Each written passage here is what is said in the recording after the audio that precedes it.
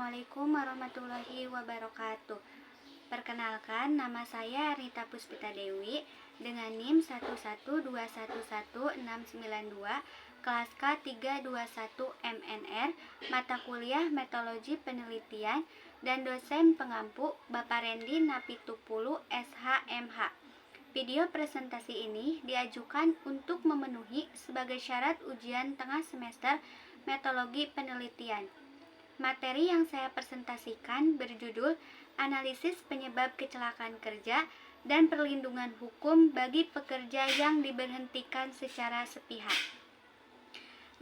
Langsung saja, yang pertama ada latar belakang masalah. Pekerja merupakan faktor utama bagi sebuah instansi. Dengan berkembangnya teknologi di berbagai bidang bisnis, maka potensinya semakin berkembang.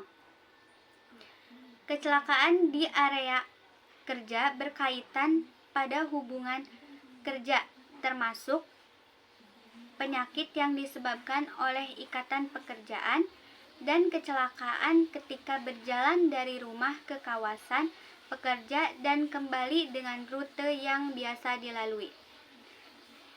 Akibatnya, pekerja termasuk ke dalam resiko kecelakaan kerja yang harus diperhatikan apa yang dihadapi pekerja ketika melakukan pekerjaan mereka. Perlindungan kecelakaan kerja menjadi tanggung jawab pemberi kerja atau perusahaan. Jadi, gunakan ini untuk mengatasi pendapatan yang hilang dari resiko kematian atau cacat memerlukan asuransi kecelakaan kerja. Tenaga kerja memiliki peranan penting sebagai penggerak di bidang industri, terutama dalam hal produktivitas.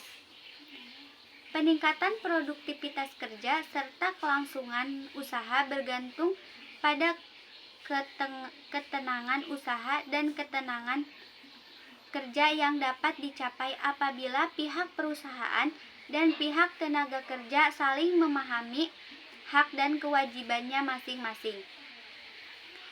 Mengingat pentingnya peran tenaga kerja, maka diperlukan usaha-usaha untuk memenuhi hak-hak tenaga kerja dalam melindungi, membina, dan mengarahkan tenaga kerja demi menciptakan kesejahteraan tenaga kerja dalam melaksanakan pekerjaannya. Yang kedua ada pokok permasalahan dalam analisis. Yang pertama, adanya kelalaian dalam perusahaan yang menyebabkan pekerja mengalami kecelakaan kerja. Para pengusaha harus memperhatikan keselamatan para pekerjanya, karena kelangsungan usaha bergantung pada para pekerja yang merasa terlindungi. Yang kedua, perlindungan hukum bagi pekerja yang diberhentikan dan tidak diberikan pesangon karena kecelakaan kerja. Pemutusan hubungan kerja adalah hak yang sangat dihindari oleh para pekerja karena dapat membuatnya kehilangan penghasilannya.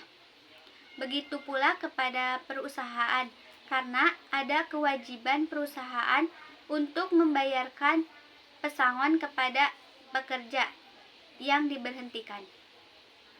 Pengusaha tidak boleh memutuskan hubungan kerja dengan pekerjanya dalam beberapa kondisi, sebagaimana yang disebutkan dalam pasal 153 Perpu nomor 2 tahun 2022 dan dapat memutuskan hubungan kerja dalam kondisi perusahaan yang disebutkan dalam pasal 154A Perpu nomor 2 tahun 2022 untuk melakukan pemutusan hubungan tersebut.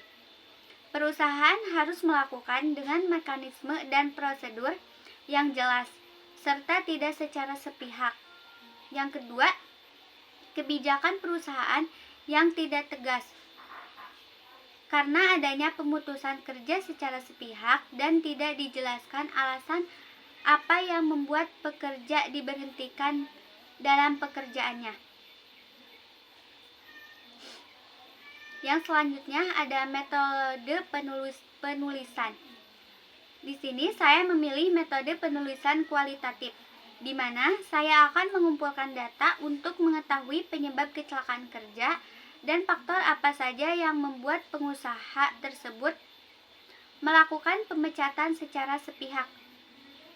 Saya juga akan melakukan wawancara kepada pihak-pihak yang bersangkutan, pekerja yang dipecat, para pekerja lain, dan pengusaha.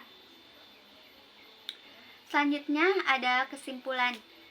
Kendala penyelesaian pada pekerja yang mengalami kecelakaan seharusnya tidak boleh ada, karena orang yang bekerja dan mendapatkan musibah dalam melaksanakan pekerjaannya seharusnya tetap dipekerjakan kembali. Walaupun di PHK harus diberikan hak-haknya. Kendala lainnya pasti pekerja tidak mau di PHK.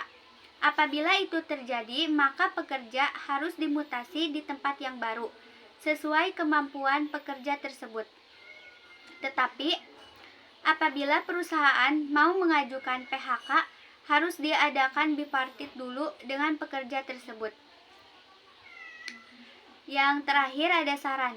Adanya aturan hukum yang mengatur pekerja yang mengalami cacat dalam kecelakaan kerja. Sebaiknya, pemerintah selaku pembuat kebijakan memberikan sanksi kepada perusahaan yang tidak melaksanakan ketentuan tersebut.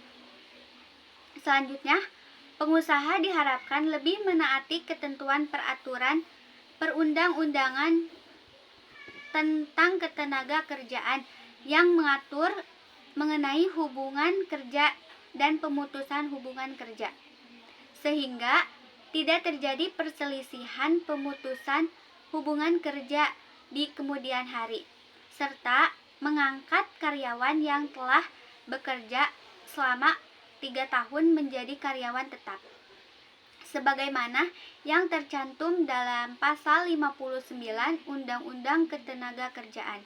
Selanjutnya, hakim dalam memberikan putusan sebaiknya melakukan penyelesaian masalah PHK dilakukan oleh perusahaan, karyawan, dan pemerintah agar dalam penyelesaian PHK tidak merugikan kedua belah pihak. Mungkin itu saja yang dapat saya presentasikan. Kurang lebihnya mohon maaf. Wassalamualaikum warahmatullahi wabarakatuh.